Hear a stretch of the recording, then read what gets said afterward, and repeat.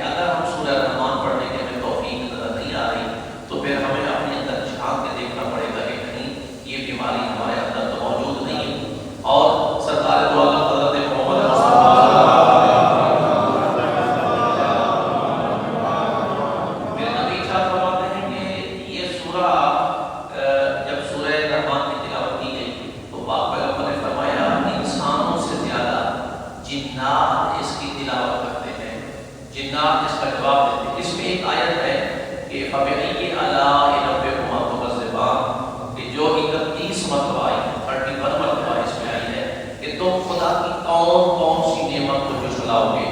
آج کا درس ہے، تھوڑا سا میں مولا علی کے فضائل کا جملہ عرض کر دوں۔ کسی نے پوچھا کہ مولا نعمت کبریٰ کا نام کیا ہے؟ مولا نے فرمایا رزق نعمت ہے، مال نعمت ہے، جائیداد نعمت ہے، گھر نعمت ہے، صحت نعمت ہے، باقی چیزیں نعمت ہے، لیکن نعمت کبریٰ کا نام علی ابن ابی طالب ہے۔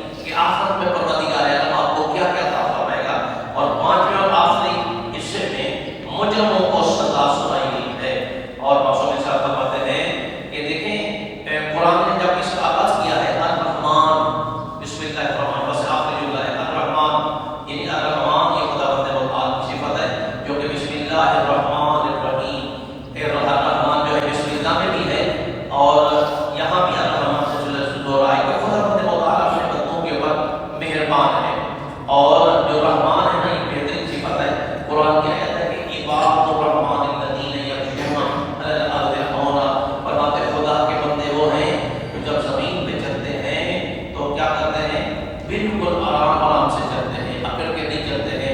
ایک حدیث کا جملہ ہے، فرماتے ہیں کہ جب مرنے والا انسان قبر میں جاتا ہے اور مومن ہوتا ہے، قرآن کو پڑھتا ہے، تعلیمات قرآن پہ عمل کرتا ہے، اور جب اس دنیا سے جاتا ہے نا تو فرشتے اس کے لیے تیار کھڑے ہوتے ہیں اور کہتے ہیں بندہ خدا، وہ دنیا میں جب چلتا تھا تو تیرے پاؤں کے نیچے ہم اپنے پیر بچھاتے تھے، ہم انتظار میں تھے کہ قبر میں آئے اور تیرے قبر میں بھی ہم تیرے پاؤں کے نیچے پیر بچھائیں۔ تو یہ جو ملائکہ ان کی عزت کرتے ہیں، تقریب کرتے ہیں۔ دوسرے نمبر پہ اگر کوئی انسان بدبخت ہے، کوئی انسان گنہگار ہے، اللہ کا نافرمان ہے، تو جب اسی دنیا سے جاتا ہے، قبر میں جاتا ہے، تو پھر ملائکہ وہی کہیں گے کہ ہم تیرے لیے دنیا میں بھی ہم بہت غصہ کرتے تھے اور ہم استقدار میں ہوتے تھے کہ اس کو زمین میں گاڑ دیا جائے، لیکن آج تو ہمارے پاس آ گیا ہے اور آج تجھے ہم قبر میں گاڑ دیں گے، اور ایک کیل ٹھوک کے اسے قبر میں گاڑ دیا جاتا ہے۔